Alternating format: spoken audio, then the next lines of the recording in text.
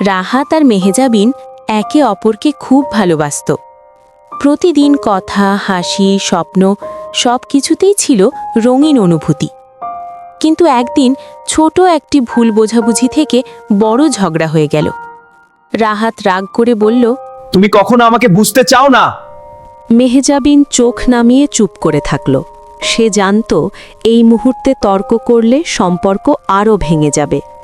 কিছুক্ষণ পর সে শান্ত কণ্ঠে বলল, ভালোবাসা মানে জিততে চাওয়া না, ভালো রাখতে চাওয়া।